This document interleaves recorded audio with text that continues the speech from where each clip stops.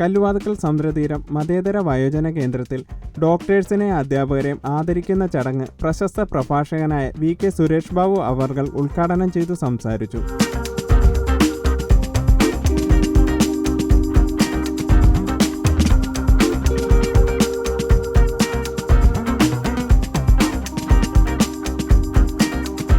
പ്രിയപ്പെട്ട നാട്ടുകാരെ, സഹോദരി സഹോദരന്മാരെ, സുഹൃത്തുക്കളെ, നിങ്ങൾക്കെല്ലാവർക്കും നമസ്കാരം. ഞാനിവിടെ വന്ന ആ സമയം മുതൽ എൻ്റെ മനസ്സ് വല്ലാത്തൊരു വിഹ്വലതയിൽപ്പെട്ട് കിടക്കുകയായിരുന്നു. ഒരു പ്രസംഗത്തിന് പോയാൽ, ഒരു പരിപാടിക്ക് പോയാൽ അവിടെ നമുക്ക് പ്രസംഗത്തിന് മോട്ടിവേഷൻ, നമുക്ക് പ്രസംഗിക്കാൻ ഒരു ആവേശം കിട്ടുന്നതിൻ്റെ ഒരാനന്ദമാണ് വേണ്ടത്. പക്ഷേ ഇവിടെ റുയൽ സിംഗിൻ്റെ പ്രവർത്തനങ്ങളും ഇവിടെ നിങ്ങളുടെ മുഖങ്ങളും നിങ്ങളുടെ പാട്ടുകളും ഒക്കെ കേട്ടപ്പോൾ എൻ്റെ മനസ്സുകൊണ്ട് ഉള്ളുകൊണ്ട് ഇങ്ങനെ കരയുകയായിരുന്നു ഞാൻ. മനുഷ്യജീവിതത്തിൻ്റെ അർത്ഥം എന്തെന്ന്, ആഴങ്ങൾ എന്തെന്ന് പഠിക്കണമെങ്കിൽ ഇത്തരം സർവകലാശാലകളിൽ തന്നെ വരണം. ഏത് കാംബ്രിഡ്ജിൽ പോയിട്ട് പഠിച്ചതിനേക്കാളുമുള്ള അറിവ് നമുക്ക് ലഭിക്കുക ഇത്തരം ഇടങ്ങളിലെത്തുമ്പോഴാണ്. ഇവരും മനുഷ്യരാണ്, നമ്മളും മനുഷ്യരാണ്. ഡൊണാൾഡ് ട്രംപും കമല ഹാരിസും നരേന്ദ്രമോദിയും എല്ലാം ജനിച്ചത് മനുഷ്യരായിട്ടാണ്. ആ മനുഷ്യൻ്റെ പല വിധത്തിലുള്ള അവസ്ഥകളുണ്ട്, പല വിധത്തിലുള്ള ജീവിതത്തിൻ്റെ പ്രതിസന്ധികളുണ്ട്, ഇടർച്ചകളുണ്ട്, തകർച്ചകളുണ്ട്, കയറ്റമുണ്ട്, ഇറക്കമുണ്ട്. കുണ്ടുകുന്നോടിടപെടുമീ വഴിയിൽ സ്ഖലിച്ചിടായ്വാൻ തടയുക ധൃതി പൂണ്ട്. ആശ്രമം വിട്ട് ദുഷ്യന്തന്റെ കൊട്ടാരത്തിലേക്ക് പോകുന്ന ശകുന്തളയെ കരയുന്നു. കരയുമ്പോൾ ശകുന്തളയുടെ വളർത്തുപിതാവായിരിക്കുന്ന കണ്വ മഹർഷി അവളോട് പറയുന്ന വാക്കാണിത്: ജീവിതം കുണ്ടുകുന്നോട് നിമ്നോന്നതങ്ങളാണ്, ഉയർച്ചകളും താഴ്ചകളും ഒക്കെയുള്ളതാണ്. ആ ഉയർച്ചയും താഴ്ചയുമുള്ള വഴിയിൽ സമചിത്തതയോടുകൂടിയിട്ട് മുന്നോട്ട് പോകാനുള്ള ഇച്ഛാശക്തിയാണ് മനുഷ്യത്വമെന്ന് പറയുന്നത്, വ്യക്തിത്വമെന്ന് പറയുന്നത്. ആ ഇച്ഛാശക്തിയിൽ മുന്നോട്ട് പോകണം. അപ്പോൾ കയറ്റങ്ങൾ മാത്രം കണ്ടാൽ പോരാ, ഇറക്കവും കാണണം. ഞാൻ MA പഠിക്കുമ്പോൾ എൻ്റെ സഹപാഠികളും അന്നത്തെ അധ്യാപകരുമെല്ലാം ഒരു വലിയ സംഗമം ഇന്ന് തലശ്ശേരിയിൽ നടത്തുകയാണ്. ആ പരിപാടിയിൽ ഞാനതിൽ പ്രധാനമായി പങ്കെടുക്കേണ്ട ഒരാളായിരുന്നു. പക്ഷേ ആ പരിപാടിക്ക് മുന്നേ തന്നെ ഞാൻ ഇവിടെ വരാമെന്ന് ഏറ്റുപോയി. എനിക്കൊരു ഫോൺ കോൾ മതിയായിരുന്നു, മറ്റൊരു പരിപാടിയുണ്ട്, അതുകൊണ്ട് ഇന്ന് എത്താൻ പറ്റില്ലെന്ന് പറഞ്ഞാൽ മതിയായിരുന്നു. പക്ഷേ മറ്റേത് ഒരു സ്കൂളിൻ്റെ പരിപാടിയോ പഞ്ചായത്തിൻ്റെ പരിപാടിയോ ഏതായിരുന്നുവെങ്കിലും ഞാനിന്ന് ഇത് ഒഴിവാക്കി ഞാനിന്ന് തലശ്ശേരിയിലാണ് ഉണ്ടാവുക. പക്ഷെ നിങ്ങളോട്, ഇവിടെയുള്ള സംഘാടകരോട് അത് പറയാൻ എനിക്ക് മനസ്സ് വന്നില്ല. കാരണം അതെൻ്റെ മനസാക്ഷിക്ക് വലിയ മുറിവേൽപ്പിക്കും. അതുകൊണ്ടാണ് ഞാൻ ആ വലിയ പരിപാടി ഒഴിവാക്കിയിട്ട് ഇന്നിവിടെ രാവിലെ തന്നെ എത്തിയത്. പ്രിയപ്പെട്ടവരെ, നമ്മുടെയൊക്കെ ജീവിതം യാദൃച്ഛിക സംഭവങ്ങളാൽ രൂപപ്പെടുന്നതാണ്. നേരത്തെ ഇങ്ങനെ ആവണമെന്ന് ആരെങ്കിലും നിശ്ചയിച്ചോ? അങ്ങനെ നിശ്ചയിക്കാൻ ഒരാളുണ്ടായിരുന്നെങ്കിൽ ആദ്യം കൊടുക്കേണ്ട അടി അയാൾക്കാ. പാവപ്പെട്ട ഒന്നും നിഷ്കളങ്കരായിരിക്കുന്ന മനുഷ്യർക്ക് കഷ്ടപ്പാടും എന്നാൽ ദുഷ്ടതയും ചതിയും അഭ്യസൂയയും എല്ലാമുള്ള മനുഷ്യർക്ക് പരമസുഖവും കൊടുക്കുന്ന വിധിയുണ്ടല്ലോ. അങ്ങനെ ഒരു വിധിക്കാൻ ഒരാളുണ്ടായിരുന്നുവെങ്കിൽ അയാളാണ് ഏറ്റവും വലിയ ക്രൂരനായ മനുഷ്യൻ. അങ്ങനെ വിധിക്കാനൊന്നും ആരുമില്ല ഈ ലോകത്ത്. ഈ ലോകം യാദൃച്ഛിക സംഭവങ്ങളിൽ രൂപപ്പെട്ടു പോകുന്നതാണ്. പ്രകൃതിക്ക് അങ്ങനെ ഒരാളെ ശിക്ഷിക്കണമെന്ന്, ഒരാളെ രക്ഷിക്കണമെന്ന ബോധപൂർവമായ ഇടപെടൽ നടത്താൻ ഒരു കേന്ദ്രത്തിൽ നിന്ന് നിയന്ത്രിക്കുന്ന ഒരു ബുദ്ധിയൊന്നും പ്രകൃതിക്കില്ല. ഉണ്ടാകുമായിരുന്നുവെങ്കിൽ പരിസ്ഥിതിയെ സംരക്ഷിക്കുവാൻ വേണ്ടി ഏറ്റവും നന്നായി പണിയെടുക്കുന്ന ഒരു വിദ്യാലയവും അതിലെ കുട്ടികളും അവിടുത്തെ അധ്യാപകരെയും ഒരുമിച്ച് ആ പ്രകൃതി ഒഴുക്കി കൊണ്ടുപോകുമായിരുന്നോ? വയനാട്ടിൽ മുണ്ടക്കൈയിൽ നടന്ന ദുരന്തത്തിൽ മരിച്ചുപോയ കൂടുതൽ കുട്ടികളും പഠിക്കുന്ന വിദ്യാലയം ഒഴുകിപ്പോയല്ലോ. ഒരു ബിൽഡിംഗ് ഒഴിച്ചു ബാക്കിയെല്ലാം ഒഴുകിപ്പോയി. ആ വിദ്യാലയം പരിസ്ഥിതി സംരക്ഷണത്തിന്, പ്രകൃതിയെ സ്നേഹിക്കാൻ ഏറ്റവും കൂടുതൽ പണിയെടുക്കുന്നതാണ്. ഇവിടെ നടക്കുന്ന കാര്യങ്ങളെല്ലാം കാണുകയും ഇടപെടുകയും നിയന്ത്രിക്കുകയും ചെയ്യുന്ന ഒരു വിധാതാവ് ഉണ്ടായിരുന്നുവെങ്കിൽ ആ സ്കൂളിനെയും ആ കുട്ടികളെയും ഒഴിവാക്കാൻ കഴിഞ്ഞോ? ഇല്ല. നമ്മുടെ ജീവിതം എന്ന് പറയുന്നത് യാദൃച്ഛിക സംഭവങ്ങളാൽ രൂപപ്പെടുന്നതാണ്. ഒരു കാറ്റടിക്കുമ്പോൾ ചക്കയുള്ള പ്ലാവ് പൊട്ടിപ്പോവുകയും ചക്കയില്ലാത്ത പ്ലാവ് പൊട്ടാതെ നിൽക്കുകയും ചെയ്യുന്നത് യാദൃച്ഛികതയാണ്. ബോധപൂർവം വിധാതാവിന് പറ്റിയ അബദ്ധമല്ല അത്. അപ്പൊ ഈ ജീവിതത്തിൻ്റെ ഈ പരക്കം പാച്ചനുകളുടെ ഇടയിൽ കുറേ ആളുകൾ അവഗണിക്കപ്പെടുകയും കുറേ ആളുകൾ രോഗികളാവുകയും കുറേ ആളുകൾ ആരോരുമില്ലാതാവുകയും ചെയ്യുന്നു. ചില ആളുകൾ മുന്നോട്ട് പോകുന്നു. അതൊന്നും തന്നെ മുൻജന്മ പാപമോ മുജ്ജന്മ സുഹൃതമോ ഒന്നുമല്ല. മുജ്ജന്മ പാപമല്ല, മുജ്ജന്മ സുഹൃതവുമല്ല. ഇത് യാദൃച്ഛികതയാണ്. യാദൃച്ഛികമായിട്ട് നമുക്ക് എന്തെല്ലാം അബദ്ധങ്ങൾ പറ്റാറുണ്ട്, എന്തെല്ലാം നല്ല നേട്ടങ്ങൾ ഉണ്ടാകാറുണ്ട്.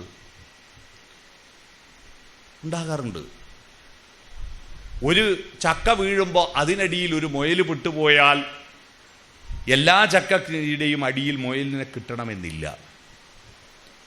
നമ്മുടെ ജീവിതത്തിൽ ഒരു നേട്ടമുണ്ടായാൽ ആ നേട്ടങ്ങൾ ഭാഗ്യത്തെ അന്വേഷിച്ച് നടന്നിട്ട് മുന്നോട്ട് പോകാനല്ല മനുഷ്യൻ ഈ ഭൂമിയിൽ വന്നത്. അവിടെയാണ് റുയൽ സിംഗിൻ്റെ ജീവിതം ഒരു മാതൃകയാവുന്നത്. എന്താണ് റുയൽ എന്ന വാക്കിൻ്റെ അർത്ഥം അറിയാമോ? ഈ സ്ഥാപനം സമുദ്രതീരം സംഘടിപ്പിച്ച് സുനാമി തിരമാലകളും ശാന്തമായ അലകളുമെല്ലാം കടന്നു വരുന്ന ഈ സമുദ്രത്തിൻ്റെ തീരമുണ്ട്. ആ സമുദ്രത്തിൽ നിന്നിങ്ങോട്ട് ആഗോലിയും അയക്കൂറിയും വരാറുണ്ട്, സുനാമിയുടെ തിരമാലകളും വരാറുണ്ട്. അവിടെ വേലിയേറ്റവും വേലിയിറക്കവും ഉണ്ടാവാറുണ്ട്. അതിന് എല്ലാം ആ കാറ്റിൽ ആഴിയും കാറ്റും അല്ലേ ഒക്കെ ഭവാബ്ധിക്കൊരാവി വൻ തോണിയായിട്ടൊരാൾ വരികയാണ്. ഭവമായിരിക്കുന്ന ഈ ജീവിതമാകുന്ന സമുദ്രത്തിൽ ഒരാവി വൻ തോണി എന്ന് പറഞ്ഞാൽ കപ്പലാണ്. ആവി വൻ തോണി ആവിക്കപ്പലാണ്. ഇത്രയും ആളുകളെ കാറ്റിനനുസരിച്ച് കൂട്ടിക്കൊണ്ടുപോയിട്ടൊരു തീരത്തടുപ്പിക്കുന്ന ഒരാൾ മനുഷ്യൻ. അദ്ദേഹത്തിൻ്റെ പേര് ഹീബ്രു ഭാഷയിൽ റുവൽ എന്ന വാക്കിനർത്ഥം ഫ്രണ്ട് ഓഫ് ഗോഡ് എന്നാണ്. റുവൽ എന്ന വാക്കിനർത്ഥം ഫ്രണ്ട് ഓഫ് ഗോഡ്, ദൈവത്തിൻ്റെ സുഹൃത്ത് എന്നാണ്. ആരാണ് ദൈവത്തിൻ്റെ സുഹൃത്ത്? ആരാണ് ദൈവത്തിൻ്റെ ലിസ്റ്റിലുള്ളവൻ? ആദാമിൻ്റെ മകൻ അബു എല്ലാ പണിയും എടുത്ത് തളർന്ന് വീട്ടിൽ വന്ന് കിടക്കും.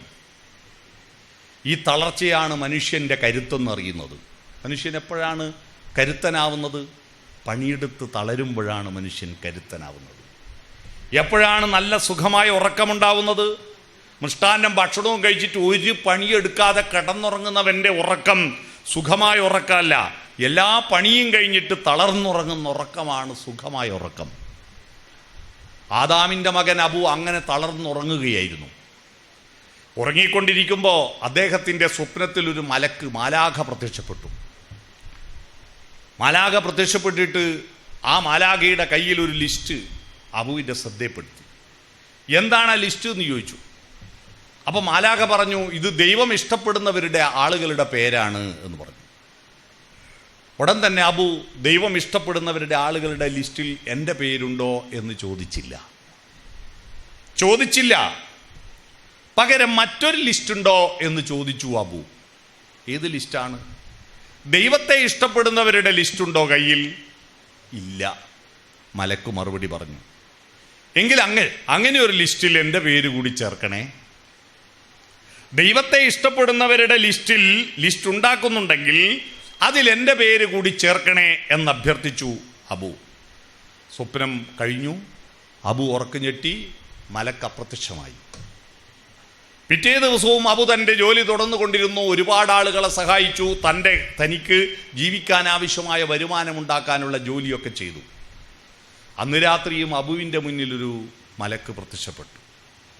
ആ മലക്കിൻ്റെ കയ്യിൽ ഒരു ലിസ്റ്റ് ഉണ്ടായിരുന്നു. ആ ലിസ്റ്റ് അബു ചോദിച്ചു, ദൈവത്തെ ഇഷ്ടപ്പെടുന്നവരുടെ ലിസ്റ്റാണോ ഇത്?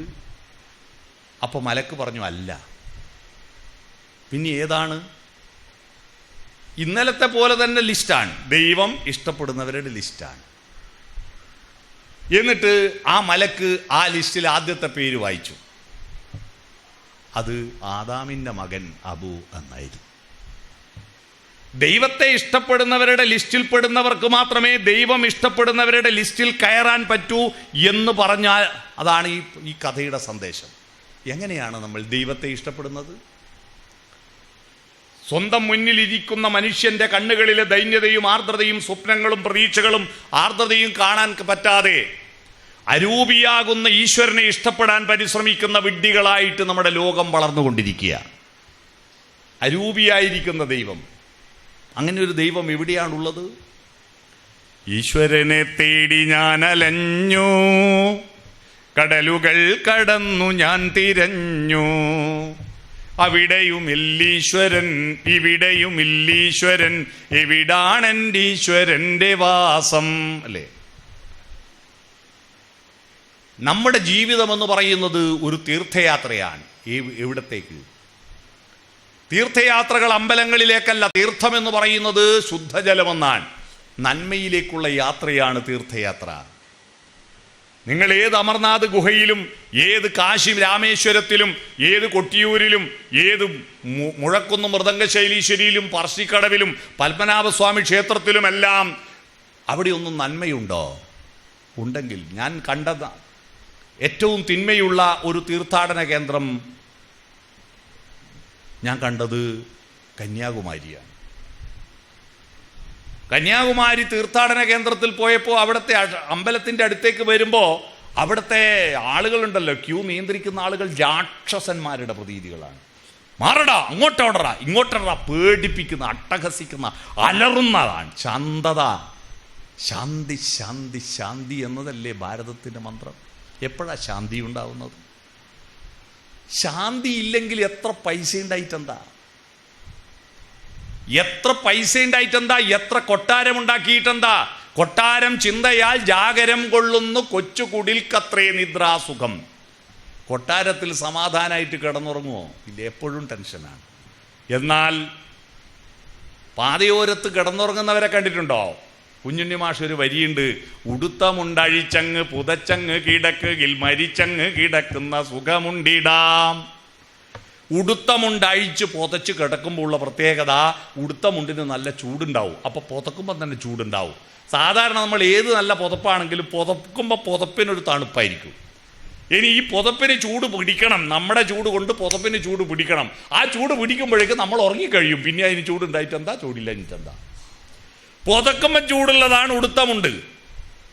ആ ഉടുത്തമുണ്ട് അഴിച്ച് പുതച്ച് കിടക്കുമ്പോൾ തലക്കിറുക്കുമ്പോൾ കാലുമലളവും, കാലുമലറുക്കുമ്പോൾ തലക്കളവും. അപ്പോൾ പുതപ്പ് ചവിട്ടി വലിച്ചു വെക്കും. പുതപ്പെന്താ, എലാസ്റ്റിക് ആണോ? നീളം കൂടാൻ നീളം കൂടില്ല. അപ്പോൾ അവസാനം നമ്മൾ പുതപ്പിൻ്റെ മുമ്പ് തൂക്കും. മനുഷ്യൻ അത്രയേ ഉള്ളൂ. ഏത് പഞ്ചായത്ത് പ്രസിഡന്റ് ആയാലും ഏത് MLA ആയാലും പുതപ്പിനോട് തോറ്റുപോകും. പുതപ്പിന് കണക്കായിട്ട് നമ്മൾ നീളം കുറയും. താന്നെഴുതിയ പോലെ കിടക്കും. ചുരുണ്ടുകൂടി അതിനകത്ത് കിടന്നുറങ്ങുമ്പോഴുണ്ടാകുന്ന സൗഖ്യമില്ലെങ്കിൽ എത്ര പണവും എത്ര ബിരിയാണിയും എത്ര നെയ്ച്ചോറും എത്ര അൽഫാമും ഉണ്ടായിട്ട് എന്താ കാര്യം? സമാധാനമാണ് പ്രധാനം, ശാന്തിയാണ്. മഹാഭാരതത്തിലെ പർവങ്ങൾ, യുദ്ധപർവമുണ്ട്, ഭീഷ്മപർവമുണ്ട്, ഒരുപാട് വലിയ വലിയ പർവങ്ങളുണ്ട്. അവസാനം ശാന്തി പർവത്തിലാണ് എത്തുന്നത്. കുരുക്ഷേത്ര യുദ്ധം നടന്നിട്ട് എന്ത് കാര്യം? ശാന്തി പർവത്തിലേക്കാണ് നീളുന്നത്. ശാന്തി എങ്ങനെ കിട്ടും? ശാന്തി മന്ത്രം തുടങ്ങുന്നത് ഓം സഹനാവവതു സഹനൗ ഭുനക്തു സഹവീര്യം കരവാവഹൈ തേജസ്വിനാവധീതമസ്തു മാ വിദ്യുഷാവഹൈ. സഹ, ഒരുമിച്ചുള്ളവരെ കാണാൻ കഴിയുന്നില്ല, പിന്നെ ഒരു ശാന്തിയും ഉണ്ടാവില്ല. ഉള്ളൂരസ് പരമേശ്വരയ്യർ പറയുന്നൊരു വരിയുണ്ട്, തന്നാൽ കരയേറേണ്ടവരെത്ര പേരോ താഴത്തു പാഴ്ചേറിലമർന്നിരിക്കെ താനൊറ്റയിൽ ബ്രഹ്മപദം കൊതിക്കും തപോനിധിക്കെന്ത് ചാരിതാർത്ഥ്യം. താൻ കൈപിടിച്ചുയർത്തേണ്ട എത്രയോ ആളുകൾ രോഗത്തിൻ്റെ, പട്ടിണിയുടെ, ദാരിദ്ര്യത്തിൻ്റെ, അജ്ഞതയുടെ ചെളിക്കുണ്ടിൽ ആണ്ട് കിടക്കുമ്പോൾ താൻ ഒറ്റയ്ക്ക് തപസ് ചെയ്തിട്ട് മോക്ഷം കിട്ടുമെന്ന്, മോക്ഷം കിട്ടാൻ വേണ്ടിയിട്ട് മുന്നോട്ട് പോകുന്ന ആ തപോനിധിക്ക് എന്ത് ചാരിതാർത്ഥ്യമാണ് ഉണ്ടാവുക? മരിച്ചു കഴിഞ്ഞിട്ട് മോക്ഷമുണ്ടാകാനോ? ഈ ജീവിതത്തിൽ ചെയ്യേണ്ടതൊന്നും ചെയ്യാതെ, സഹപ്രവർത്തകരെ ഒന്നും ചെയ്യാതെ മരിച്ചിട്ട് മോക്ഷം കിട്ടാൻ വേണ്ടി പ്രാർത്ഥിച്ചത് കൊണ്ട് മോക്ഷം കൊടുക്കുന്നുണ്ടെങ്കിൽ ആ ദൈവത്തെ, ഒരാളെയും സഹായിക്കാതെ, ഒരു നന്മയും ചെയ്യാതെ, സമൂഹത്തെ മൊത്തം വെറുത്തിട്ട് ഭസ്മവും പൂശി ചന്ദനവും പൂശിയിട്ട് അമ്പലത്തിൽ പോയി മാത്രം പ്രാർത്ഥിച്ചിട്ട് കാലിൻ്റെ മടമ്പ് കൊണ്ടുപോയിട്ട് കാലിൻ്റെ കുറവുമ്പിൽ വെച്ചിട്ട് കൈ ഇങ്ങനെ വെച്ചിട്ട് തപസ് ചെയ്താൽ അങ്ങ് മോക്ഷം കിട്ടുമെന്ന് പറയുന്ന ആ മോക്ഷം കൊടുക്കുന്ന ദൈവത്തെ കണ്ട വെടിവെച്ച് കൊല്ലണം. അങ്ങനെയുണ്ടോ ഒരു ദൈവം? ഒരു ഉപകാരവും ചെയ്യാതെ വെറും മന്ത്രവും ചൊല്ലി നടന്ന മനുഷ്യർക്ക് മാത്രം മോക്ഷം കൊടുക്കുന്നുണ്ടെങ്കിൽ പിന്നെ ആ ദൈവത്തെ നമുക്ക് അംഗീകരിക്കാൻ പറ്റുമോ? ആർക്കാണ് മോക്ഷം? സമാധാനമാണ് മോക്ഷം, ശാന്തിയാണ് മോക്ഷം. ആ മോക്ഷം കിട്ടുന്ന ആർക്കാ? മനുഷ്യനെ സ്നേഹിക്കുമ്പോൾ, സഹായിക്കുമ്പോൾ ആണ് നമ്മൾ ഫ്രണ്ട് ഓഫ് ഗോഡ് ആവുന്നത്. അതാണ് ഈ സ്ഥാപനത്തിൻ്റെ എല്ലാമായിരിക്കുന്ന റുവൽ എന്ന വാക്കിൻ്റെ അർത്ഥം. ദൈവത്തെ ഞാൻ ആദ്യം കണ്ടെത്തിയത് അമ്പലത്തിലല്ല, പള്ളിയിലല്ല, കുരിശിലല്ല, തിരുസ്വരൂപത്തിലല്ല. ഞാൻ കണ്ടെത്തിയത് ടോൾസ്റ്റോയുടെ ഒരു കഥയിലാണ്. ടോൾസ്റ്റോയിൻ്റെ ഒരു കഥയിലാണ് ദൈവത്തെ ഞാൻ കണ്ടെത്തിയത്. ആ കഥയുടെ പേര് യേശുവിനെ കാത്ത് യേശു വരുന്നു എന്നാണ്. 2 ഭാഗങ്ങളാണ് കഥ. യേശുവിനെ കാത്ത് യേശു വരുന്നു, 2 ഭാഗങ്ങൾ. കഥ ഞാനിവിടെ പറയാം. ബ്രിട്ടനിൽ പണ്ട് ഇത്രയൊന്നും സാമ്രാജ്യത്വം ഉണ്ടാകുന്നതിന് മുമ്പ് ലോകത്തിലുള്ള സകല സമ്പത്തും വാരിക്കോരി കൊണ്ടുപോയി സമ്പന്ന രാജ്യമാകുന്നതിന് മുമ്പുള്ള കഥയാണ്. ആ ദാരിദ്ര്യത്തിൻ്റെ തെരുവുകളിൽ നല്ല ഐസ് വീഴുന്ന തെരുവ്, തണുത്തുറഞ്ഞിട്ട് ഐസ് മഴ പെയ്യുന്ന തെരുവിൻ്റെ ഒരു ചായ്പിലാണ് ചെരുപ്പ് കുത്തിയായ ഒരു മാർട്ടിൻ ഉണ്ടായിരുന്നു. അന്ന് ചെരുപ്പ് കമ്പനികളൊന്നുമില്ല, കൈകൊണ്ട് തുന്നിയുണ്ടാക്കുന്ന ചെരുപ്പാണ്. അതുകൊണ്ട് മാർട്ടിൻ്റെ കയ്യിൽ വരാത്ത ചെരുപ്പുകൾ ആ തെരുവിലൂടെ പോകുന്നത് വളരെ അപൂർവം മാത്രമാണ്. അതുകൊണ്ട് ചെരുപ്പ് കണ്ടാൽ മാർട്ടിൻ ആളെ മനസ്സിലാവും ഇതാരാണെന്ന്. വൈകുന്നേരം വരെ, രാത്രി വളരെ വൈകുന്നത് വരെ അദ്ദേഹം തൻ്റെ ജോലി ചെയ്തുകൊണ്ട്, മാർട്ടിന് മറ്റാരുമില്ല. അദ്ദേഹത്തിന് ആകെ ഒരു ബന്ധു മാത്രമേ ഉള്ളൂ. ആ ബന്ധു കുരിശിലേന്തി നിൽക്കുന്ന ആ യേശുവിൻ്റെ രൂപമാണ്. മാർട്ടിൻ എപ്പോഴും വർത്തമാനം പറയുക ആ രൂപത്തോടാണ്. പണിയൊക്കെ കഴിഞ്ഞിട്ട് മാർട്ടിൻ കുറേ നേരം മുട്ടുകുത്തി പ്രാർത്ഥിക്കും, നാഥാ. അന്നത്തെ പ്രയാസങ്ങളെല്ലാം പറയും, സങ്കടമെല്ലാം പറഞ്ഞിട്ട് അവസാനം മാർട്ടിൻ, നീ ഒരു ദിവസം എൻ്റെ അരികിൽ വരണേ നാഥാ എന്നെപ്പോഴും പറയും. നാഥാ, എപ്പോഴാണ് നീ എൻ്റെ അരികിൽ വരിക? എപ്പോഴും ഇങ്ങനെ പ്രാർത്ഥിക്കുമ്പോൾ ഒരു ദിവസം പതിവിൽ കൂടുതൽ ജോലി ചെയ്ത് തളർന്നിട്ട് മാർട്ടിൻ പ്രാർത്ഥന വേഗം തീർത്തിട്ട് കിടന്നുറങ്ങി. ഉറക്കത്തിൽ മാർട്ടിൻ്റെ മുന്നിൽ ഒരു പ്രകാശം പ്രത്യക്ഷപ്പെട്ടു. മാർട്ടിൻ, മാർട്ടിൻ, മാർട്ടിൻ എന്ന് വിളിച്ചു. മാർട്ടിൻ ഞെട്ടി ഉണർന്നപ്പോൾ ഒരു പ്രകാശം പറഞ്ഞു, നീ ഏറെക്കാലമായില്ലേ എന്നെ വിളിക്കുന്നു, നാളെ ഞാൻ നിൻ്റെ അരികിൽ വരും കേട്ടോ, നാളെ ഞാൻ നിൻ്റെ അരികിൽ വരുമെന്ന് പറഞ്ഞിട്ട് ആ പ്രകാശം ഇല്ലാതായി. മാർട്ടിൻ ഞെട്ടി ഉണർന്നു. സമയം പുലരാറായിരിക്കുന്നു. പുലർകാല കണ്ട സ്വപ്നം നടക്കുന്നൊരു വിശ്വാസമുണ്ട്. അപ്പോൾ നാഥൻ വരാറായി. എപ്പോഴും വരാം, പകല് വരും.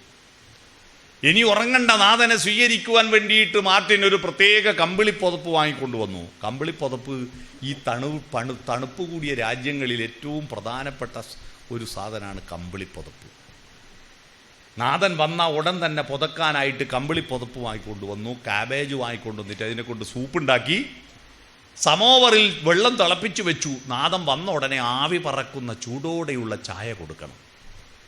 എന്നിട്ട് നാഥനെ കാത്ത് കട്ടിലൊക്കെ തയ്യാറാക്കി കമ്പിളിയൊക്കെ മടക്കി അതിൽ വെച്ചു. നാഥൻ വന്നാൽ ഇരിക്കാൻ ആ ഒരു കട്ടിലേ ഉള്ളൂ, അവിടെ ഇരുത്തണം എന്നൊക്കെ ആലോചിച്ച് പ്രതീക്ഷയോടുകൂടി ഒരു മൂളിപ്പാട്ടും പാടിയിട്ട് മാർട്ടിൻ നാഥനെ കാത്തു നിന്നു. ഉച്ചവരെ കാത്തു. ഉണ്ടാക്കിയ കാബേജ് സൂപ്പ് തണുത്തപ്പോൾ വീണ്ടും പുതിയതുണ്ടാക്കി വെച്ചു. വൈകുന്നേരമായി, നാഥൻ വന്നില്ല. വൈകുന്നേരമായപ്പോൾ കടുത്ത മഞ്ഞുമഴ പെയ്യാൻ തുടങ്ങി. ആ മഞ്ഞുപഴയത്ത് അതുവഴി കടന്നു പോകുന്ന ചെരുപ്പുകൾ ഓരോന്നും മാറ്റി നോക്കി. ആ കാലുകളിൽ എവിടെയും ആണിപ്പഴുതുകളുള്ള കാലുകൾ കണ്ടില്ല. സന്ധ്യയായി ഇരുട്ട് പരക്കാൻ തുടങ്ങിയപ്പോൾ മാർട്ടിൻ നിന്റെ പ്രതീക്ഷകളെല്ലാം അസ്ഥാനത്തായിക്കൊണ്ടിരിക്കുക. അപ്പോൾ പുറത്തൊരു ദീനദീനമായ വിലാപം കേട്ടു, ഒരു കരച്ചിൽ. മാർട്ടിൻ ഒരു കൊടയും എടുത്തിട്ട് തല പുറത്തിട്ട് നോക്കിയപ്പോൾ ഒരു കടയുടെ വരാന്തയിൽ ഈ മഞ്ഞുമഴയിൽ നിന്ന് തൻ്റെ കുഞ്ഞിനെ രക്ഷപ്പെടുത്താൻ കഴിയാതെ ഒരു സ്ത്രീ കമ്പിളിപ്പുതപ്പില്ലാതെ ഇരുന്ന് വിറക്കുക. ആ കുഞ്ഞ് ഈ തണുപ്പ് കൊണ്ട് ദീനദീനം നിലവിളിക്കുക.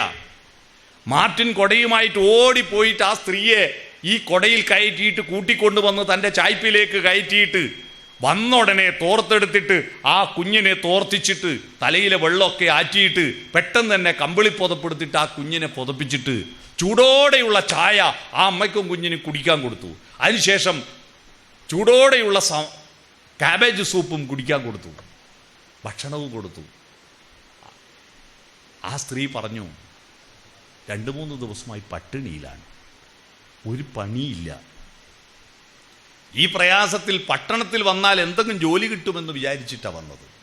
ഒരു ജോലിയും കിട്ടിയില്ല. ഞാൻ ഭക്ഷണം കഴിച്ചിട്ട് 2 ദിവസമായി. അതുകൊണ്ട് മുലപ്പാൽ കൊടുക്കാനില്ല, കുട്ടിക്കൊന്നും കിട്ടിയിട്ടില്ല. അതുകൊണ്ട് ആ കുട്ടി നിലവിളിക്കുന്നത്. ഈ കുട്ടിക്ക് കാബേജ് സൂപ്പും ചായയും ഒക്കെ കൊടുത്തപ്പോൾ കുട്ടി കരച്ചിൽ നിർത്തി. ആ അമ്മയ്ക്ക് സമാധാനമായി. അപ്പോഴേക്കും രാത്രിയാവാൻ തുടങ്ങി. രാത്രിയിൽ ഇരുട്ട് പരക്കാൻ തുടങ്ങിയപ്പോൾ സ്ത്രീ ഉടൻ തന്നെ കമ്പിളിപ്പുതപ്പ് കുട്ടിയിൽ നിന്ന് എടുത്തഴിച്ചവിടെ വെച്ചിട്ട് ഈ കുട്ടിയെ എടുത്തിട്ട് പോകാൻ വേണ്ടി പുറപ്പെട്ടപ്പോൾ മാർട്ടിൻ ചോദിച്ചു, നീ കമ്പിളിപ്പുതപ്പില്ലാതെ ഈ കുട്ടിയെയും കൊണ്ട് പോയാൽ ഈ തെരുവിൽ മരവിച്ച് ചത്തുപോകും. ആ കമ്പിളിപ്പുതപ്പ് കുട്ടിക്ക് വേണ്ടി ഞാൻ വാങ്ങി വെച്ചത് അങ്ങെടുത്തോ? ബാക്കി കാബേജ് സൂപ്പ് ഒരു പാത്രത്തിലാക്കി വീട്ടിൽ കൊണ്ടുപോയി കഴിച്ചോ? ഇനി നാളെയും മറ്റന്നാളും ജോലി കിട്ടിയില്ലെങ്കിലും അതിനു വേണ്ടിയിട്ടുള്ള എൻ്റെ ഇന്നത്തെ വരുമാനം തൻ്റെ കാശ് സൂക്ഷിക്കുന്ന പെട്ടി തുറന്നിട്ട് അതിലെ ചില്ലറ നാണയങ്ങൾ പെറുക്കിയിട്ട് അത് മുഴുവൻ അവരുടെ കയ്യിൽ വെച്ച് കൊടുത്തിട്ട് പറഞ്ഞു, 2 ദിവസം ജീവിക്കാനുള്ള വകയെ എനിക്ക് തരാൻ പറ്റും, നീ പൊയ്ക്കോ എന്ന് പറഞ്ഞു. അങ്ങനെ കൊടയും കൊടുത്തിട്ട് ആ സ്ത്രീയെ യാത്രയാക്കി. മാർട്ടിൻ തൻ്റെ ജോലി തുടർന്നു. വീണ്ടും ആലോചിച്ചു, നാഥൻ വന്നാൽ ഇനി കൊടുക്കാനൊന്നുമില്ല, ആ കുട്ടിക്ക് കൊടുത്തുപോയില്ലേ എല്ലാം. എങ്കിലും നാഥൻ വരുമല്ലോ പ്രതീക്ഷിച്ചു നിന്നു. രാത്രി വളരെ വൈകിയിട്ട് നാഥൻ വന്നില്ല. കരഞ്ഞ് നിരാശനായിട്ട് മാർട്ടിൻ കുളിയൊക്കെ കഴിഞ്ഞിട്ട് തിരുസ്വരൂപത്തിൻ്റെ മുന്നിൽ മുട്ടുകുത്തിയിട്ട്, നാഥാ നീ വരുമെന്ന് പറഞ്ഞിട്ട് എന്നെ പറ്റിച്ചില്ലേ, വന്നില്ലല്ലോ നാഥാ എന്ന് പറഞ്ഞ് കരഞ്ഞ് കിടന്ന് രാത്രിയിൽ നല്ല ഉറക്കത്തിൻ്റെ ആഴങ്ങളിലേക്ക് ഇറങ്ങിയപ്പോൾ മാർട്ടിൻ്റെ മുന്നിൽ ഒരു പ്രകാശം പ്രത്യക്ഷപ്പെട്ടു. തലേ ദിവസം വന്ന പ്രകാശം. മാർട്ടിൻ നാഥാ നീ വന്നില്ലല്ലോ, നിലവിളിച്ചു മാർട്ടിൻ. അപ്പോൾ പ്രകാശം പറഞ്ഞു, ഞാൻ വന്നല്ലോ. ആര് പറഞ്ഞു വന്നില്ല? എന്നിട്ട് ഞാൻ കണ്ടില്ലെന്നോ? നീ എനിക്ക് പുതക്കാൻ കമ്പിളിപ്പുതപ്പ് തന്നില്ലേ, നീ എനിക്ക് കുടിക്കാൻ കാബേജ് സൂപ്പും ചായയും തന്നില്ലേ, നീ എനിക്ക് തിരിച്ചു പോകുമ്പോൾ ചില്ലറ നാണയത്തുട്ടുകൾ തന്നില്ലേ, നീ എനിക്ക് ചൂടാൻ കുട തന്നില്ലേ മാർട്ടിൻ, ഞാൻ വന്നു, നിന്റെ സൽക്കാരം ഭുജിച്ചു മാർട്ടിൻ എന്ന് പറഞ്ഞ് പ്രകാശം അപ്രത്യക്ഷമായി. മാർട്ടിൻ എഴുന്നേറ്റ് നിന്ന് മുട്ടുകുത്തി കുരിശു വരച്ചു. കഥ അവിടെ തീരും. എന്താണ് ദൈവം? എന്താണ് ദൈവം? ദൈവസൃഷ്ടികളിലെല്ലാം ദൈവമുണ്ടെന്ന് പറഞ്ഞിട്ട് ഇവരെ ഒന്നും കാണാതെ എവിടെയോ ഉള്ള ദൈവത്തെ അന്വേഷിക്കണോ? മണ്ണിലും വിണ്ണിലും തൂണിലും തുരുമ്പിലും ദൈവമിരിക്കുന്നു, അവൻ കരുണാമയനായി കാവൽ വിളക്കായി കരളിലിരിക്കുന്നു. ഈ കരളിൽ വെളിച്ചമുള്ളവർക്ക് ചുറ്റുവട്ടമുള്ള മനുഷ്യരിൽ വെളിച്ചം കാണാൻ പറ്റൂ. നെറ്റിയിൽ ഭസ്മം ചന്ദനവും തൊട്ടത് കൊണ്ടൊന്നും ദൈവമുള്ളിലിരിക്കില്ല. എന്തിനാണ് ഈ ചന്ദനവും ഭസ്മവും തൊടുന്നതെന്നറിയാവോ? എൻ്റെ അർത്ഥം അറിയാവോ? എൻ്റെ മനസ്സിനകത്ത് വെണ്മയുണ്ട്, വെളിച്ചമുണ്ടെന്ന് ലോകരെ ബോധ്യപ്പെടുത്താനാണ് ചന്ദനവും ഭസ്മവും നെറ്റിയിൽ തൊടുന്നത്. എൻ്റെ ചിന്തകളിൽ പ്രകാശമുണ്ട്. നെഞ്ചത്ത് തൊടുന്നത് എൻ്റെ വികാരങ്ങളിൽ, എൻ്റെ കരളിൽ, എൻ്റെ ഹൃദയത്തിൽ പ്രകാശമുണ്ടെന്ന് നാട്ടുകാരെ ബോധ്യപ്പെടുത്താനാണ്. കണ്ഠത്തിൽ തൊടുന്നത് എൻ്റെ വാക്കുകളിൽ പ്രകാശമുണ്ട് എന്ന് ബോധ്യപ്പെടുത്താനാണ്. 2 കൈയിലും തൊടുന്നതോ എൻ്റെ കർമ്മങ്ങളിൽ, കൈകൊണ്ട് ചെയ്യുന്ന കർമ്മങ്ങളിൽ പ്രകാശമുണ്ടെന്ന് ബോധ്യപ്പെടുത്താനാണ്. ഇവിടെയാണ് ദൈവം. ദൈവം എവിടെയാ? നമ്മൾ തൊഴുന്നില്ലേ? ദൈവമേ കൈതൊഴാം കാക്കുമാറാവണം തൊഴുന്നില്ലേ? ആ തൊഴുമ്പോൾ ഏറ്റവും പ്രധാനപ്പെട്ട വിരലേതാ? നിങ്ങൾ ഏറ്റവും പ്രധാനപ്പെട്ട വിരൽ തള്ള വിരലാ അല്ലേ? ലൈക്ക് അടിക്കുന്ന ഈ വിരലല്ലേ? ഈ വിരലാണല്ലോ ആധാരത്തിൽ ഒപ്പുവെപ്പിക്കുക. നിങ്ങളിൽ പലരുടെയും ഒപ്പ് വാങ്ങിയതിന് ശേഷം വിട്ടല്ലോ അല്ലേ? ഈ ഒപ്പങ്ങ് കൊടുത്തതിന് ശേഷം നിങ്ങളങ്ങ് വിട്ടു. ഈ വിരള എൻ്റെ ചില നാട്ടിൽ ഇതിന് അപ്പം വിരൽ എന്ന് പറയും. അപ്പൻ അച്ഛനാണ്, തള്ള അമ്മയാണ്. നമ്മളെക്കാൾ വലിയ ആളല്ലേ ദൈവം. അപ്പൊ ആ പ്രധാനപ്പെട്ട വിരൽ ദൈവത്തെ കൊള്ള ചൂണ്ടണ്ടേ? അപ്പൊ ഇങ്ങനെയല്ലേ തൊഴണ്ടേ? ഇങ്ങനെയല്ലേ തൊഴേണ്ടത്? പ്രധാനപ്പെട്ട വിരൽ ദൈവത്തേയിലേക്ക് ചൂണ്ടണ്ടേ? ഇല്ല, ഇങ്ങോട്ടാ ചൂണ്ടുന്നത്. അപ്പൊ എവിടെയാ ദൈവം? ദൈവം ഇരിക്കുന്നത് ഇവിടെയാണ്. മനസ്സിനുള്ളിൽ ദൈവമിരുന്നാൽ മനുഷ്യനും ദൈവവും ഒന്ന്. അല്ലേ? മനുഷ്യനും ദൈവവും ഒന്ന് തന്നെയാണ്. നമ്മുടെ ഈ ദ്രാവിഡ ദൈവങ്ങളെ നിങ്ങൾ നോക്കൂ. മനുഷ്യൻ ദൈവമായി ഉയർത്തപ്പെട്ടതാ. ഉത്തരേന്ത്യയിൽ നിന്ന് വന്ന ആര്യ ദൈവങ്ങളെല്ലാം ആകാശത്ത് നിന്ന് നേരെ ലിഫ്റ്റിൽ ഇറങ്ങിയതാ ദൈവം. നമ്മ ഇവിടെയുള്ള ദൈവമെല്ലാം ഇവിടുന്ന് അങ്ങോട്ട് ഉയർത്തപ്പെട്ടതാ. പമ്പയാറിൻ പൊൻപുളിനത്തിൽ പനിമതി പോലൊരു പൈതൽ പന്തള മന്നൻ എടുത്തു വളർത്തി പർവ്വതമുകളിലിരുത്തി. അതല്ലേ അയ്യപ്പൻ അല്ലേ? കുളത്തൂ പുഴയിൽ കണ്ടെത്തിയ ബാലകനാണല്ലോ അല്ലേ? കുളത്തൂ പുഴയിലെ ബാലകനെ അച്ഛൻ കോവിലാണ്ടവനെ ആര്യൻ കാവിലയ്യനെ. അടുത്ത വരി എന്താ? അനാഥ ബാലകനെ സ്വാമി ആണ്. ബാലകൻ മനുഷ്യനായി അവതരിച്ചിട്ടാണ് ദൈവമായി ഉയർത്തപ്പെട്ടത്. കോയമ്പത്തൂരിൻ്റെയും അട്ടപ്പാടിയുടെയും ഇടയിൽ അതിൻ്റെ അടുത്തൊരു മലയുണ്ട്. അട്ടപ്പാടിയിലുള്ള ആളിവിടെ, ഡോക്ടർ ഇവിടെ ഉണ്ട്. ആ മലയുടെ പേര് മരുതുമല എന്നാണ് അല്ലേ? മരുതമല. ആ മരുതുമലയിൽ ഒരു ബാലകൻ ഉണ്ടായിരുന്നു. അവൻ്റെ പേര് മുരുകനായിരുന്നു. മരുതുമലൈ വാണവനേ മുരുകയ്യ, കേട്ടിട്ടില്ലേ? ആ ബാലകനാണ് പളനി ആണ്ടവനായി ഉയർത്തപ്പെട്ടത് അല്ലേ? ആ ബാലകനാണ്. പിന്നീടത് പളനി സുബ്രഹ്മണ്യസ്വാമിയൊക്കെയായി. എൻ്റെ നാട്ടിൽ എരിവേശി എന്ന് പറഞ്ഞൊരു പഞ്ചായത്തുണ്ട്. ആ പഞ്ചായത്തിൽ ഒരു തോട്, ഒരുവേശി പുഴയുണ്ട്. ആ പുഴയിലൂടെ മക്കളില്ലാതെ ദുഃഖവും കൊണ്ട് ജീവിക്കുന്ന പാർവതിക്കുട്ടിയമ്മ എന്ന് പറയുന്ന പാടിക്കുറ്റിയമ്മ ആ പുഴയിൽ കുളിച്ചുകൊണ്ടിരിക്കുമ്പോൾ പുഴയിലെ അതാ ഒരു അനാഥ ബാലൻ ഒലിച്ചു വരുന്നു. ഒരു കല്ല്, ഒരു തിരുനെറ്റിക്കല്ലിൽ കൊണ്ടുപോയിട്ട് ഈ നെറ്റി കൊണ്ടുപോയിട്ട് ആ കല്ലിൽ തൊട്ടപ്പോഴാണ് ആ കല്ലിന് തിരുനെറ്റിക്കല്ല് എന്ന് പേര് വന്നത്. അതിന് കുത്തി കുട്ടി അവിടെ തടഞ്ഞു നിന്നപ്പോൾ ഈ സ്ത്രീ ആ കുഞ്ഞിനെ ഓരി എടുത്തു കൊണ്ടുപോയിട്ട് അയ്യങ്കര നാടുവാഴി ഇവരുടെ ഭർത്താവിന് സമർപ്പിച്ചിട്ട്, അതാണ് ആ കുഞ്ഞാണ് മുത്തപ്പൻ, പറശ്ശിനിക്കടവ് മുത്തപ്പൻ. അതാണ് പാടിക്കുറ്റി അമ്മയുടെയും അയ്യങ്കര നാടുവാഴിയുടെയും മകൻ മുത്തപ്പനാണ് സാക്ഷാൽ മുത്തപ്പനായി മാറിയത് ആ പയ്യൻ. കതിവന്നൂർ വീരൻ എന്ന് പറയുന്ന തെയ്യമാണ് കാസർഗോഡ് ഏറ്റവും വലിയ ദൈവം. ആ ദൈവം ഒരു മനുഷ്യനായിരുന്നു. പുരുഷന്മാരെ കൂട്ടത്തിൽ സ്ത്രീകളും സംസ്കൃതം പഠിച്ചിട്ട് വേദാന്ത അഭ്യസനം നടത്തിയിട്ട് തർക്കശാസ്ത്രങ്ങളിൽ ഇടപെട്ടപ്പോൾ ആ സ്ത്രീക്കെതിരായിട്ട് പുരുഷന്മാരെ നടത്തിയ കലാപത്തിൽ നിന്ന് ഉയർക്കൊണ്ടതാണ് മുച്ചിലോട്ട് ഭഗവതി എന്ന ദൈവം. ദൈവങ്ങളെല്ലാം ആരാ? കൊടുങ്ങല്ലൂരമ്മ, കണ്ണകിയല്ലേ? കണ്ണകി മധുരാപുര അല്ലേ? പുരിയിൽ, മധുരാപുരിയിൽ പ്രതിഷേധം രേഖപ്പെടുത്തി തൻ്റെ ഒറ്റച്ചിലമ്പെറിഞ്ഞുടച്ച ആ ശക്തി സ്വരൂപിണിയല്ലേ കൊടുങ്ങല്ലൂരമ്മ അല്ലേ? അപ്പൊ ഈ ദ്രാവിഡ ദൈവങ്ങളെല്ലാം മനുഷ്യർ ദൈവമായി ഉയർത്തപ്പെട്ടതാ. അതാണ് യഥാർത്ഥവും. മനുഷ്യന്റെ ആ മാനവികതയുടെ പരകൂടിയാണ് ദൈവികത. ആ ദൈവികതയിലേക്ക് പോകണമെങ്കിൽ 3 മാർഗങ്ങളുണ്ട്. ആ 3 മാർഗങ്ങൾ എന്താണ്? ഒന്ന്, സത്യം അന്വേഷിക്കുക എന്നതാണ്. സത്യം അന്വേഷിക്കാൻ വേണ്ടിയ മനുഷ്യർ ഈ ഭൂമിയിൽ ജനിച്ചത്. മനുഷ്യർ ഈ ഭൂമിയിൽ വരുന്നതിന് മുമ്പ് സൂര്യൻ ഭൂമിയെയാണോ ചുറ്റുന്നത്, ഭൂമി സൂര്യനെയാണോ ചുറ്റുന്നതെന്ന് അന്വേഷിക്കാൻ ഒരു കുറുക്കനും ഒരു ആനയും ഒരു കടുവയും ഒരു പോത്തും പരിശ്രമിച്ചിട്ടില്ല. അവർക്കറിയില്ല. എങ്ങനെയാണ് ഭക്ഷണം ഉണ്ടാകുന്നത് ഫോട്ടോസിന്തസിസ് നടത്തിയിട്ടാണെന്ന് നമ്മൾ വന്നതിന് ശേഷം അറിഞ്ഞത്. സത്യം, ഈ പ്രപഞ്ചത്തിന്റെ സത്യം എന്താണ്? ഈ കാണുന്ന അസത്തിൽ നിന്ന് ഇതിൻ്റെ അകത്തിരിക്കുന്ന സത്തിലേക്കുള്ള പ്രയാണമാണ് അസതോമാ സദ്ഗമയ. മനസ്സിലായോ? അസത്യത്തിൽ നിന്ന് സത്യത്തിലേക്കുള്ള പ്രയാണം.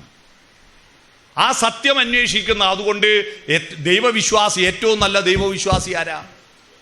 ഏറ്റവും നല്ല സത്യാന്വേഷകൻ ആരാണ്? ഏറ്റവും നല്ല സത്യാന്വേഷകൻ. അതുകൊണ്ട് ഇന്ത്യയിൽ ലോകത്തെ ഏറ്റവും നല്ല ദൈവത്തോടടുത്തവൻ ആൽബർട്ട് ഐൻസ്റ്റീനാണ്, ഐസക് ന്യൂട്ടനാണ്, ഗലീലിയോ ഗലീലിയാണ്, സി വി രാമനാണ്, HJ ബാബയാണ്, APJ അബ്ദുൽ കലാമാണ്. അവരൊക്കെയാണ് ദൈവത്തിൻ്റെ അടുത്തേക്ക് അടുത്തവൻ, ശാസ്ത്രവും സത്യവും അന്വേഷിച്ച് കണ്ടെത്തിയവർ.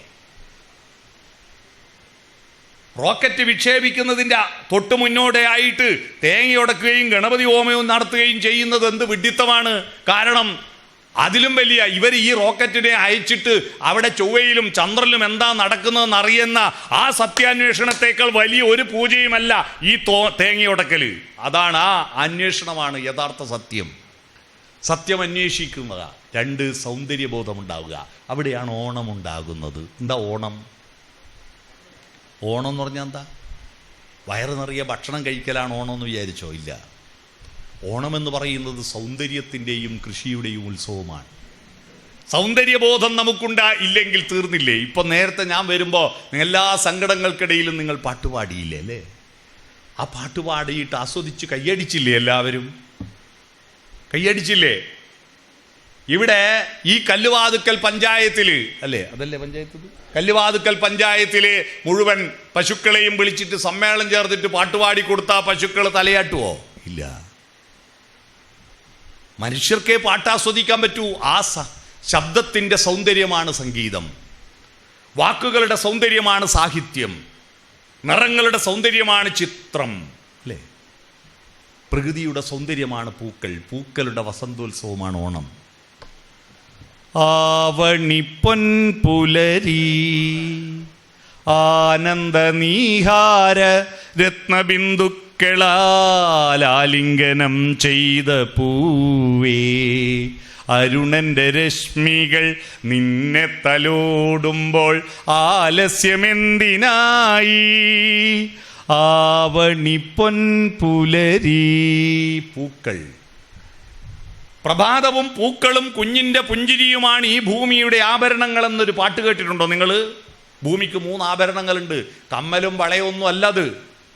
ഭൂമിദേവിയുടെ ആഭരണങ്ങൾ പുലരിയും പൂവും പൈതലിൻ ചിരിയും ഭൂമിദേവി തന്നാഭരണങ്ങൾ. പിഞ്ചു ഹൃദയം ദേവാലയം മണിക്കൊഞ്ചലാക്കോവിൽ മണിനാദം, പുലരിയും പൂവും പൈതലിൻ ചിരിയും ഭൂമിദേവി തന്നാഭരണങ്ങൾ. പ്രഭാതത്തെ കാണാൻ മടിക്കുന്ന ആളുകൾ, നമ്മുടെ പുതിയ തലമുറ ഇല്ലുമിനാട്ടി പാട്ടുപാടുന്ന കുട്ടികൾ ആരും പ്രഭാതത്തെ കാണുന്നില്ല. ഞാൻ ഓണ ദിവസം പല വീടുകളിലും പോയി.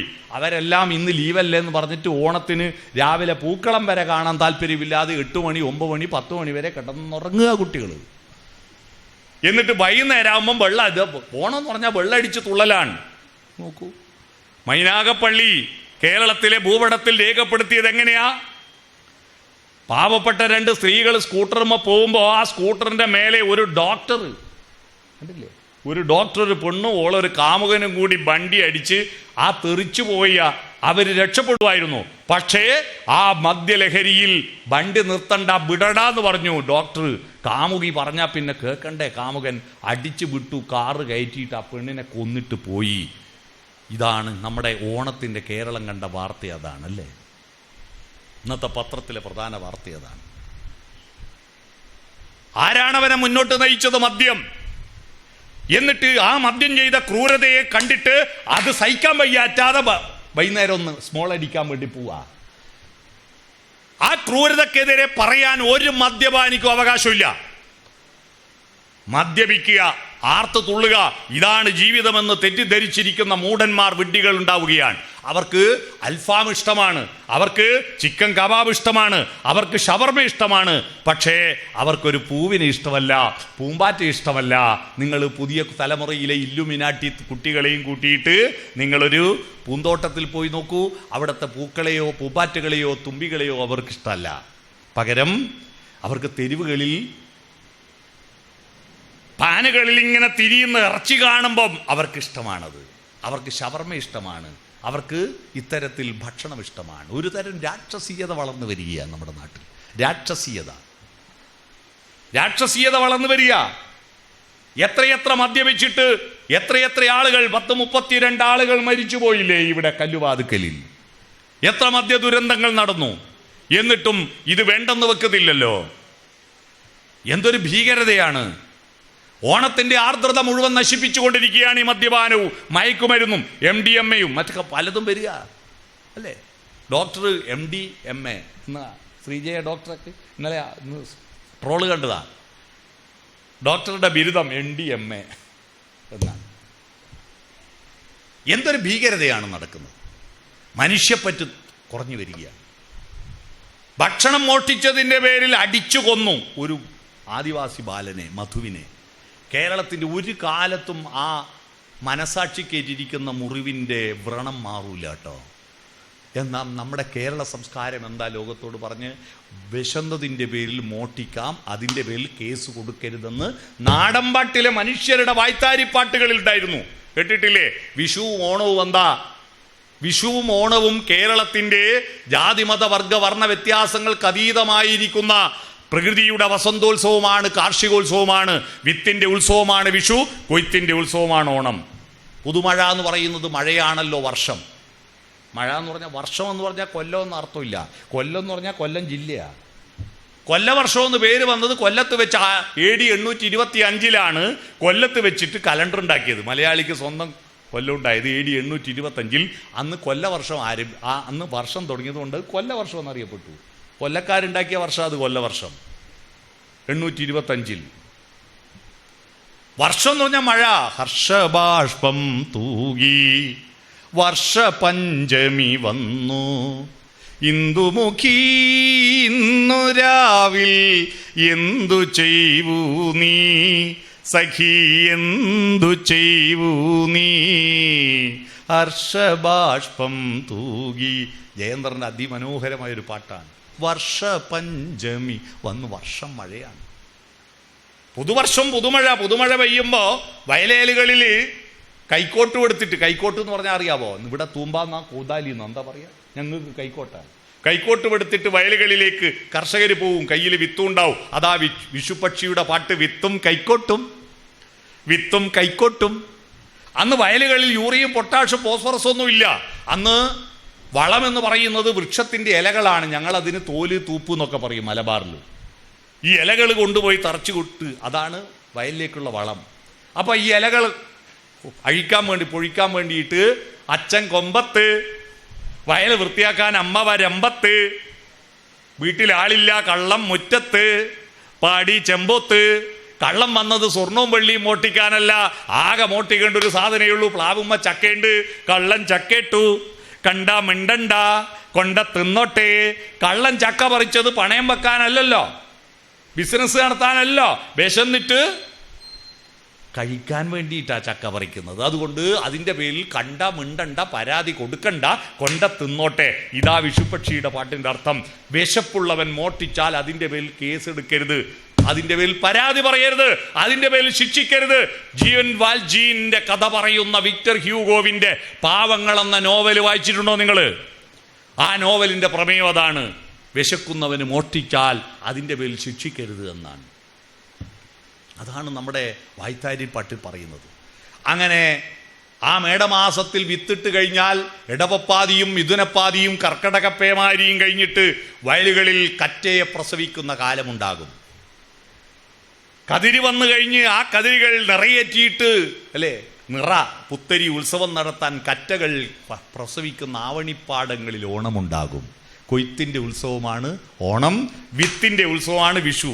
വിഷുവിന് കണി കാണുന്ന എന്താ? കൃഷ്ണനെ അല്ല, വെള്ളരിക്ക, ചക്ക, മാങ്ങ അല്ലേ, വിത്തുകളാണ്. നവധാന്യങ്ങൾ കണി കാണുന്നു. ആ വിത്തിന്റെ ഉത്സവം വിഷു. അത് കൃഷി ചെയ്തിട്ട് കൊയ്തെടുക്കുമ്പോൾ കൊയ്ത്തിന്റെ ഉത്സവമാണ് ഓണം. അതാണ് ഓണം. ആവണിപ്പാടം, ONV കുറുപ്പിന്റെ ഒരു കവിതയുണ്ട്, കേട്ടിട്ടില്ലേ? ആവണിപ്പാടം കുളിച്ചു തോർത്തി മുടിയാകെ വിടർത്തി ഉലർത്തി നിന്നു പെറ്റെഴുന്നേറ്റു വേദിട്ടു കുളിച്ചൊരു പെൺമണിയെ പോൽ തെളിഞ്ഞു നിന്നു. പ്രസവം കഴിഞ്ഞ് ബേത് വെച്ച് കുളിച്ച പെണ്ണിനെ പോലെ ഉണ്ടാവും കേരളത്തിലെ ചിങ്ങമാസത്തെ പാടം. കറ്റയെ പ്രസവിച്ചു കഴിഞ്ഞ് ബേത് വെച്ച് കുളിച്ച പെണ്ണിനെ കാണാൻ വേണ്ടിയിട്ട് ഒരുപാട് ആൾ വരൂലേ? പ്രസവിച്ച പെണ്ണുങ്ങളെ കാണാൻ വേണ്ടിയിട്ട് ആളുകൾ വരൂലേ? കുപ്പായവും വാങ്ങിയിട്ട്, പൗഡറും വാങ്ങിയിട്ട്, സോപ്പും വാങ്ങിയിട്ട് വരൂലേ? ആയമ്മയെ കാണാൻ അക്കരെ ഇക്കരെ ആ വഴി ഈ വഴി ആര് വന്നോ? ഓരോരോ പായാരം തങ്ങളിൽ ചൊല്ലി ഓരായിരം കിളി ഒത്തുവന്നു, ഓരായിരം കിളി ഒത്തുവന്നു. കുഞ്ഞിനു തീറ്റ കൊടുത്തുകൊണ്ടേ ചിലർ കുട്ടിയോളെ കൂടെ നടത്തിക്കൊണ്ടേ, ചളിവരമ്പത്തൊന്നു വഴുതിക്കൊണ്ടേ ചിലർ മഴവെള്ളച്ചാലുകൾ നീന്തിക്കൊണ്ടേ, ചുണ്ട് മുറുക്കിച്ചു വന്നുകൊണ്ടേ ഉടുമുണ്ടുമുട്ടോളവും എറ്റിക്കൊണ്ടേ, ഉദർമണി ഒന്നു കോറിച്ചുകൊണ്ടേ കൈകളൂഞ്ഞാലായത്തിൽ വീശിക്കൊണ്ടേ, ഓരോരോ പായാരം തങ്ങളിൽ ചൊല്ലി ഓരായിരം കിളി ഒത്തുവന്നു. അതാ ഓണക്കാലത്ത് ട്രെയിനിനും ഫ്ലൈറ്റിനും ബസ്സിനും ഭയങ്കര തിരക്കുന്നത് ഈ ആവണിപ്പാടം കാണാൻ. അങ്ങനെ ഓരായിരം കിളി ഒത്തുവരികയാണ്. കൃഷിയില്ലെങ്കിൽ പിന്നെ ഓണമില്ല, പൂക്കളില്ലെങ്കിൽ ഓണമില്ല. എന്നാൽ ഇപ്പൊ പൂക്കളെല്ലാം പണം കൊടുത്ത് വാങ്ങിക്കൊണ്ടുപോയി നിരത്തിയിടുമ്പോ അതിൽ നിന്ന് നമ്മുടെ കുട്ടികൾക്ക് നഷ്ടപ്പെടുന്നത് എന്താണെന്നറിയുമോ? പൂക്കളം തീർക്കുമ്പോൾ ഒരു കുട്ടിക്ക് നമ്മുടെ മനസ്സിൽ ഉണ്ടാകുന്ന 6 നൈപുണിയുണ്ട്, മനഃശാസ്ത്രപരമായ 6 നൈപുണി. ഈ നൈപുണി എന്തെന്ന് തിരിച്ചറിയണം പ്രിയപ്പെട്ടവരെ. എന്തിനാ പൂക്കളം? പൂക്കളം വരക്കലും പൂക്കളം ഇടലും അല്ല പ്രധാനം, പൂ വെറുക്കലാണ്. പൂ വെറുത്ത് നെഞ്ചത്തിടും. ഇങ്ങനെ നെഞ്ചത്തിടുക. ഞങ്ങളൊക്കെ നാട്ടിൽ പൂ വെറുക്കാൻ വേണ്ടിയിട്ട് ഓല കൊണ്ട് മടഞ്ഞ ഒരു കൊമ്മ എന്ന് പറഞ്ഞൊരു സാധനമുണ്ട്, കൊമ്മ. ഈ കൊമ്മ കഴുത്ത് കെട്ടി തൂക്കും. ഈ കൊമ്മയിലാണ് നിങ്ങൾ പൂവ് പറുത്തിടുക. ഞാൻ കഴിഞ്ഞ ദിവസം ഓണാഘോഷത്തിന് ഒരു സ്കൂളിൽ പോയിട്ട് ചോദിച്ചു, കൊമ്മ എന്താണെന്നറിയോ മക്കളെ? അപ്പോൾ ആരും ഒന്നും പറയുന്നില്ല. അപ്പോൾ ഒരു കുട്ടി പറഞ്ഞു, എനക്കറിയാ കൊമ്മ. എന്താ? അമ്മയോട് ദേഷ്യം വന്നാ വിളിക്കുന്ന കൊമ്മ. അമ്മയെ ദേഷ്യം വന്നാ വിളിക്കും കൊമ്മ. ഈ പൂവ് എടുക്കുമ്പോൾ പൂവിന് പൂക്കളം തീർക്കുമ്പോൾ 6 സ്വഭാവം മനുഷ്യത്വത്തിന് വേണം. ഈ 6 സ്വഭാവം എന്താ? 1 മാർദ്ദവത്വം, മൃദുലത. നമ്മുടെ സ്വഭാവം മൃദുലമാകണം. കർണകഠോരമാകുന്ന ശബ്ദവും വളരെ കല്ലുപോലത്തെ മനസ്സും ആകരുത്. കല്ലുവാതുക്കലുള്ള മനുഷ്യരോട് എനിക്ക് പറയാനുള്ളത്, കല്ല് അലിയുന്ന കല്ലാവണമെന്നതാണ്. ഹൃദയം കല്ലുപോലാവരുത്. ഹൃദയം അലിയണം, സോഫ്റ്റനാവണം. പൂക്കളെല്ലാം മൃദുലമല്ലേ? ആ മാർദ്ദവത്വം ഹൃദയത്തിലേക്ക് കയറ്റണം. നമ്മുടെ കുടുംബ ബന്ധങ്ങൾ സോഫ്റ്റനാവുന്നത് എങ്ങനെയാണ്? സോഫ്റ്റൻ്റെ സ്പെല്ലിംഗ് ഇംഗ്ലീഷിൽ പറഞ്ഞാൽ നമുക്ക് മലയാളം പറയാം. സോഫ്റ്റൻ്റെ സ്പെല്ലിംഗ് അറിയാവോ ആർക്കെങ്കിലും? SOFTEN. എസ് എന്ന് പറഞ്ഞാൽ സ്മൈൽ എന്നാ, പുഞ്ചിരിക്കുക എന്നതാണ്. എസ് എന്ന് പറഞ്ഞാൽ പുഞ്ചിരിക്കുക, സ്മൈൽ. എന്തിനാ മസിൽ പിടിക്കുന്നത്? ചിരിച്ചാലും മരിക്കും, ചിരിച്ചില്ലേ മരിക്കും. പിന്നെ ചിരിക്കുന്നല്ലേ അല്ലേ? എപ്പോഴാ വയോജന ദിനം അറിയാവോ നിങ്ങൾക്ക്? എപ്പോഴാണ് വയോജന ദിനം? എപ്പോഴാ വയോജന ദിനം? മഹാത്മാഗാന്ധിയുടെ ജന്മദിനത്തിൻ്റെ തലേ ദിവസമാണ് വയോജന ദിനം, ഒക്ടോബർ 1. ഒക്ടോബർ 1-ന് വയോജനങ്ങളെ സ്നേഹിക്കണം, സഹായിക്കണം, പരിഗണിക്കണം എന്ന് പറഞ്ഞുകൊണ്ട് എൻ്റെ നാട്ടിലൊരു മാഷ് കുട്ടികൾക്ക് ക്ലാസ് എടുക്കുക. അപ്പോൾ ക്ലാസ് എടുക്കുമ്പോൾ മാഷ് എന്ത് ചെയ്തു? അതിനൊരു നല്ല പഴഞ്ചൊല്ല് ഉദാഹരണം പറഞ്ഞു കൊടുത്തു. പഴുത്ത പ്ലാവില വീഴുമ്പോൾ പച്ചപ്ലാവില ചിരിക്കും, പക്ഷെ പച്ചപ്ലാവിലി ഒരു കാലം പഴുക്കുമെന്ന് ഓർക്കണ്ടേ അത് എന്ന് മാഷ് പറഞ്ഞു കൊടുത്തു. അല്ലേ? എല്ലാവരും പഴുത്ത് വീഴുമല്ലോ. അപ്പോൾ ഒരു കുട്ടി ഒരു സംശയം, മാഷേ പഴുത്ത പ്ലാവില വീഴുമ്പോൾ പച്ചപ്ലാവില ചിരിക്കാതെ നിന്നാൽ പഴുക്കാതെ നിൽക്കുമോ? എന്തായാലും പഴുക്കൂലേ, പിന്നെ ചിരിക്കുന്നല്ലേ നല്ലത്. ചിരിക്കുക, ചിരിക്കുക. കരഞ്ഞുകൊണ്ട് ജനിക്കുന്നു, കരയിച്ചുകൊണ്ട് മരിക്കുന്നു നമ്മളല്ലേ? ജനിച്ച ഉടനെ കരച്ചൽ, മരിച്ച ഉടനെ ബാക്കിയുള്ള ആൾ കരച്ചൽ, അല്ലേ? പക്ഷേ കരയാനല്ല മനുഷ്യൻ നിന്നെ ഈ ഭൂമിയിലേക്ക് നയിച്ചത്. കരഞ്ഞുകൊണ്ട് എന്ത് ഗുണം? മഹാഭാരതം എഴുതിയ വ്യാസനെ അറിയാവോ? വേദവ്യാസൻ. വ്യാസൻ മഹാഭാരത യുദ്ധം കണ്ടിട്ട് നിലവിളിച്ചു പറഞ്ഞൊരു വാക്കുണ്ട്, ഊർധ്വബാഹുർ വിരമ്യേഷ നച കിഞ്ചിൽ ശൃണോതി മേ. തലയിൽ കൈവച്ചലറി കരഞ്ഞിട്ടും ഇവരാരും ഞാൻ പറയുന്നത് കേൾക്കുന്നില്ലല്ലോ എന്നാൽ.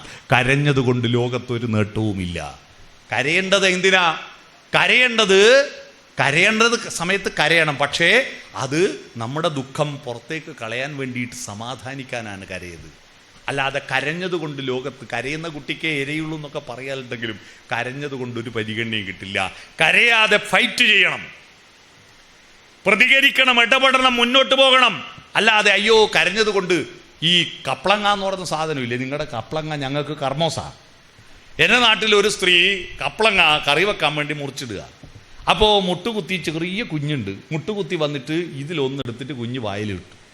അത് വിഴുങ്ങി ഇവിടെ കുടുങ്ങിപ്പോയപ്പോൾ കുഞ്ഞപ്പാട് ശ്വാസം കിട്ടാതെ ഇങ്ങനെ മലർന്നടിച്ച് വീണ് കണ്ടിട്ട് ഈ സ്ത്രീ നെഞ്ചത്തടിച്ച് നിലവിളി കേട്ടിട്ട് കാട്ടുകാരോടി വന്നു.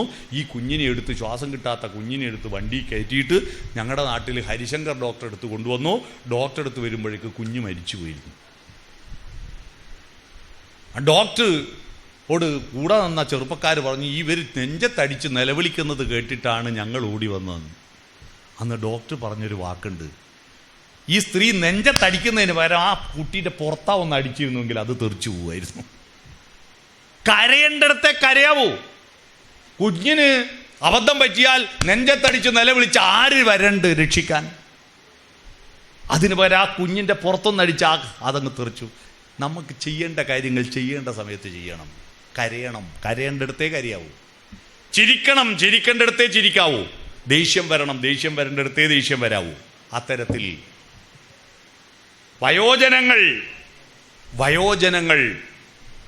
അവർ മരണം വരെ ജീവിച്ചിരിക്കാൻ കഴിയണം. അല്ലാതെ എൻ്റെ ജീവിതമെല്ലാം പോയി ഇനിയെന്ത്? നിങ്ങൾക്ക് വികസിക്കാനുള്ള മാർഗം ഞാൻ പറഞ്ഞു തരട്ടെ.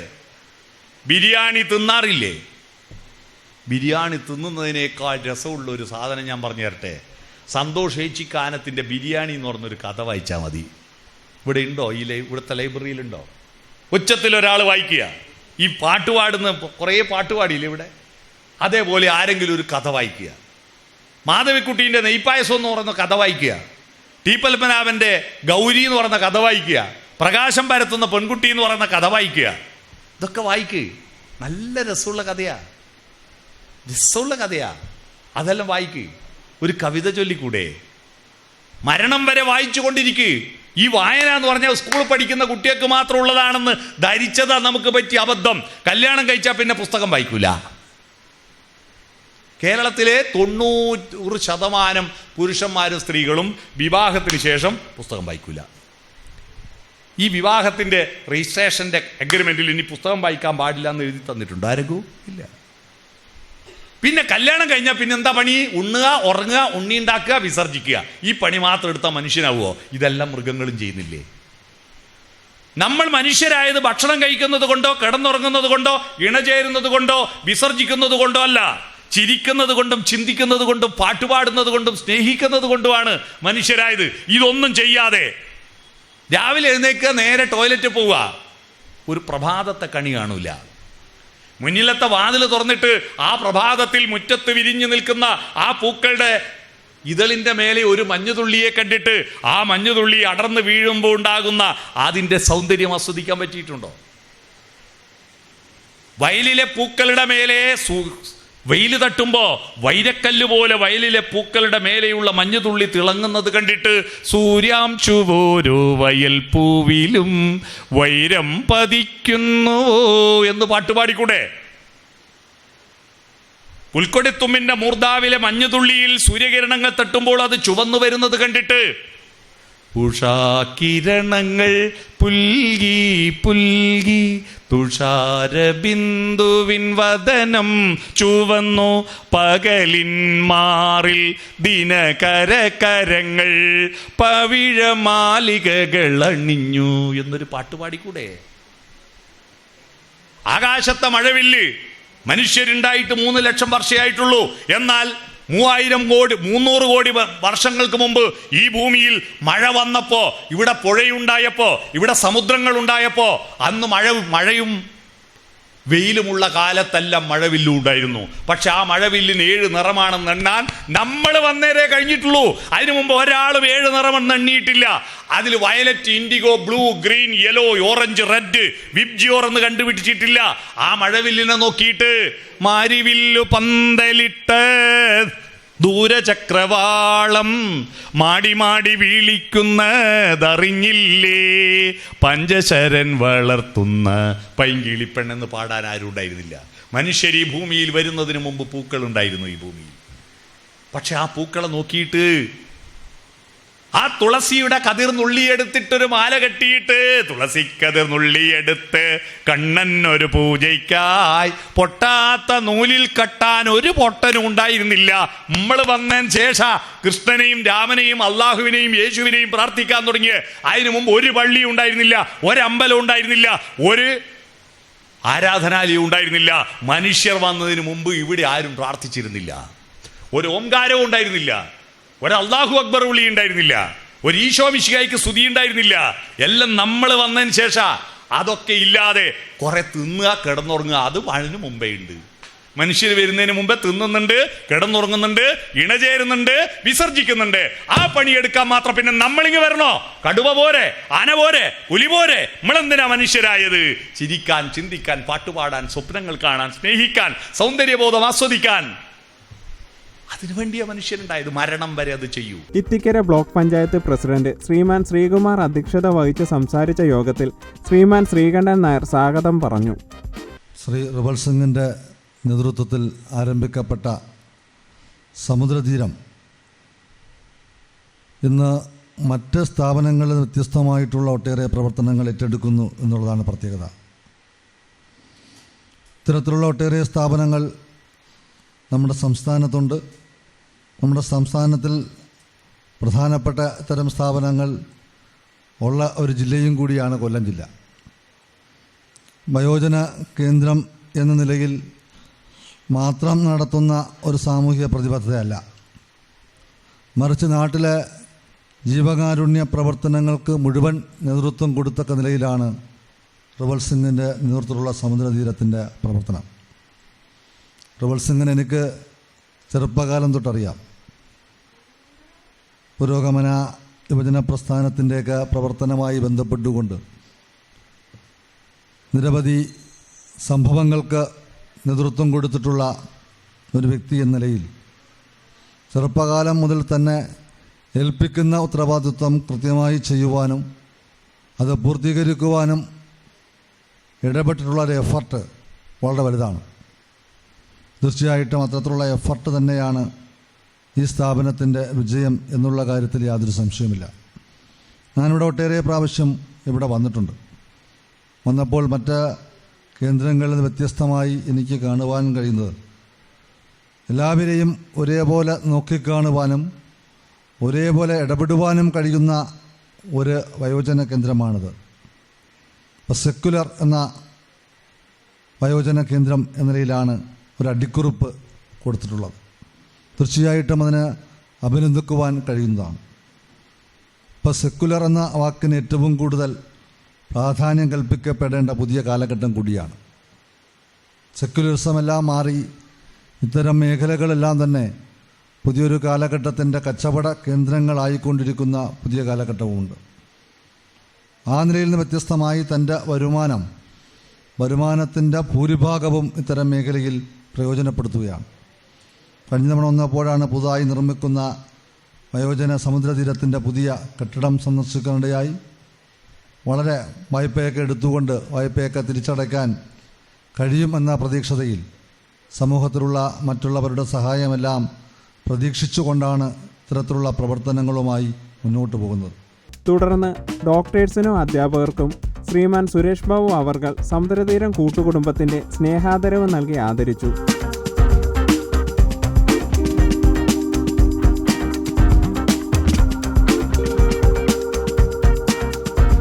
ശ്രീമാൻ സുരേഷ് ബാബുവിന് സമുദ്രതീരം ചെയർമാൻ സമുദ്രതീരം കൂട്ടുകുടുംബത്തിന്റെ സ്നേഹോപഹാരം നൽകി ആദരിച്ചു.